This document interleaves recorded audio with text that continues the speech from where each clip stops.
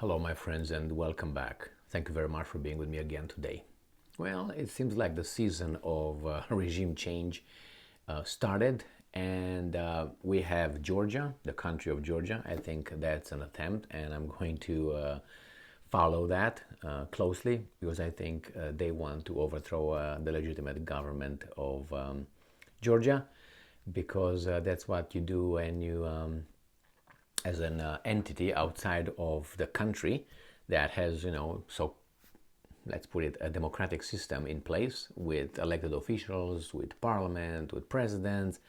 You try to do what these guys try to do, according to the mass media here, overthrow the government in that insurrection. Okay, so the same thing in Georgia. In Georgia, those guys somehow did not like a law, so that law that was supposed to be voted on by the elected officials, so they came and started destroying property and trying to storm the Georgian parliament. The guys in charge, the how do you call it, the MPs that have a majority of MPs in the Georgian parliament withdrew the law, so that the motion, so that's not going to be voted. Nevertheless, the opposition will not go home. The opposition will continue to do what it does best. When I don't like the outcome, I'm going to throw a tantrum. And I think the outside interest will try to do a Ukrainian little coup like in 2014. That's in Georgia. Now we have Transnistria. In Transnistria, the things are a little bit more complicated because Transnistria has a little bit, not a little bit, it has a different history, obviously, from Georgia. And let me show you what's going on in Transnistria. Transnistria is a part of Moldova legally. So let me give you the map right here. So as you see the European map here, it's Romania, and then the little thing over there is Moldova right here. And right over there in the east part is a little strip of land, which is the Transnistria. And I'm going to use this map so you see better. So this is Romania. All this was part of Romania, including the southern part right here, which now is part of Ukraine because it was given to Ukraine by Stalin and all those guys. The same as this is a country that should not be a country. It was taken from Romania by Stalin in 1940. So this is Transnistria right here. And this Transnistria is a separatist region, according to some, a free independent region, and according to others. The Russians have about 1,200 military personnel here, which are over there just to be, because those could be taken out in a second. Here is the Black Sea in the south here. If you go down here, you go in the Black Sea. So right there, this is the Black Sea, this is the Crimean Peninsula. So they are very much isolated over there from Russia, which Russia is right here. And right now it's just here with the new war. This part here, it's Russian Federation right now. So they're still far away from that, and they can't access that on the Dnistru, the river down here, which is right here. That's why it's called Transnistria. Dnistru is the river that flows between Bessarabia, which is this part, so-called Moldova, and the other side, which is Ukraine. And this is the Dnistru river that goes up and flows into the Black Sea. But the Russians, if they want to access that, they can only do nothing, because that means flying over Ukraine or flying over what? They can't even go over Moldova, because Moldova is a landlocked country right there. So these guys actually are isolated. If Ukrainians or the Romanians from Moldova want to invade it, the Russians can't really do much. Just use their missiles over there. They can't land. So let's go back to the article. This is a little bit of what's going on over there. Transnistria accuses Ukraine of trying to kill its president. Moldova's breakaway region of Transnistria, which has close ties to Moscow and hosts Russian troops, claimed Thursday it has thwarted an assassination attempt on its president, allegedly organized by Ukraine's National Security Service. Transnistria's state security ministry said an unspecified number of people had been arrested in the connection with an attempted attack on the region's president, Vadim Krasnoselsky, and other officials. Prosecutors Anatoly Goretsky said the suspects planned to detonate an explosives-packed automobile near the presidential cortege as it traveled through the capital, Tiraspol. It said Ukraine SBU Security Service ordered the assassination attempt, but did not provide evidence.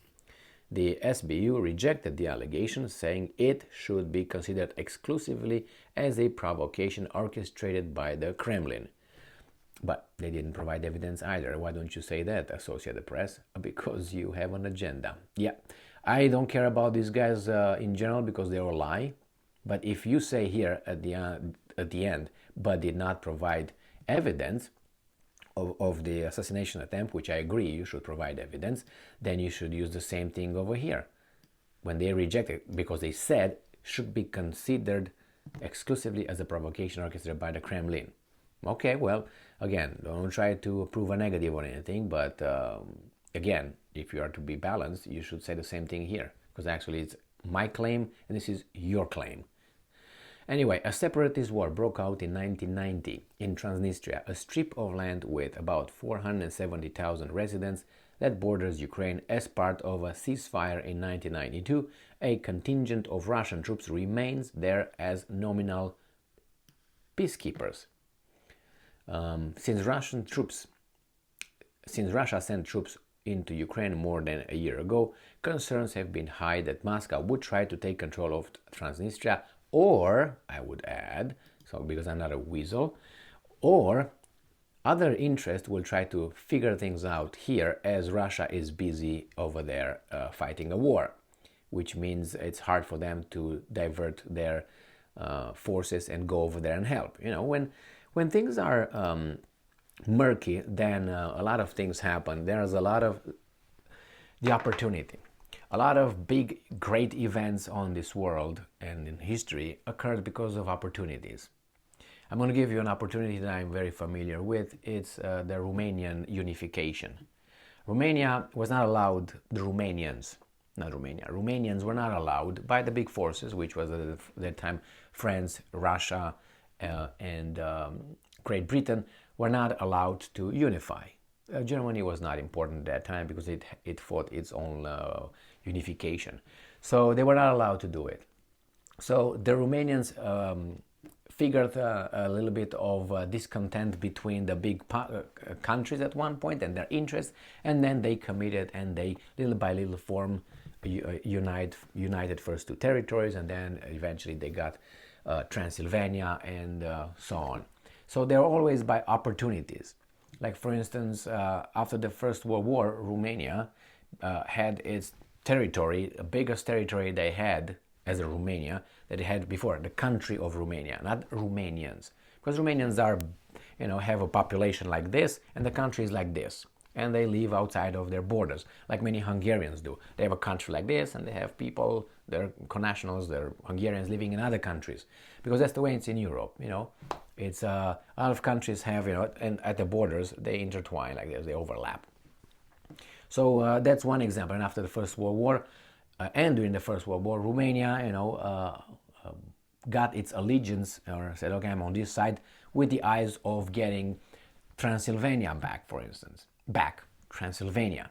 And then, because Transylvania was an autonomous region for its longest period of time, then it was incorporated in the Austria-Hungary for about, 50, 60 years or something, and then came to Romania. And then, in between the wars, the Hungarians wanted it, and they got territories because they lost a lot of territories during the First World War. But anyway, I'm talking about the circumstances. You take advantage. And Romania took advantage of that. Took advantage of the Second World War. Switch sides with whomever will give them more. It's like in a marketplace. But then you lose credibility as an individual if you change. If I'm loyal to you right now, and then if this guy gives me more money, I'm going to be loyal to him. It's true that in the international arena, your interest should be paramount, because that's why you are over there. You're not going to be, I like you, that's why I'm going to give you half of my country. It doesn't work that way. So it's opportunistic, this it is. So I think it's an opportunity here for maybe the West to incorporate maybe Moldova, the Republic of Moldova, that is, in my opinion, artificial, created country, because it was never a country like that. It was just taken by Stalin, formed as a socialist Soviet republic, gave lands to Ukraine, that means Romanians, and then they formed this. After 1991, Soviet Union disintegrated, that piece of land that was taken, region from Romania by Stalin, should have come back, returned, right? That's how you would think. But the forces decided no, you can't. So I think right now is the desire to, this agreement I think broke. So then they say, well, why don't we take, we cut the line with Moldova and we bring it into NATO. That without even going to the process. How? If they unite or get a process of unification with Romania, that would cut the line and save time. Therefore, we're going to advance towards Russia even more without even going through any process. It's going to be overnight, and it's going to fall under our umbrella, and we can advance our missile systems on the territory of Moldova. And if you have to take care of Transnistria in the process, we should, so you don't leave any cancer, so that cancer can spread. The same here. That's how I see things, and I don't see evidence not to be that way. Friends are not non-existent in foreign policy. It's just interest, and it's temporary alliances to achieve those goals and fulfill your interest, follow your interest. That's what it is. So yeah, that guy was to be assassinated. I don't know. I don't personally have any pro or con. I think it's a thug way to take care of a leader. And if you open that door, that means you open the door on your side. Now, believe me, if organizations want to do what these guys claim the Ukrainians wanted to do, if they want to do with other leaders, you're going to open a can of worms, and you say, oh no, the other people want to kill other people. Well, there are some crazies over there. There are some people who might engage in something like this. But what I'm trying to say, there's no, like a safe heaven anywhere. You see the presidents, and you see the parliamentarians, and you see the prime minister, and so on. If there's if these guys want to be like that, it's just they open the door for others to be like that. There is some crazies will attack and kill, assassinate Zelensky. I mean, why? He will get out when the Americans tell him to get out, and if he doesn't, then they will remove him. I guarantee you that, 99%. Thank you very much for being with me again today. Stay strong, stay smart, look for the truth, and be just.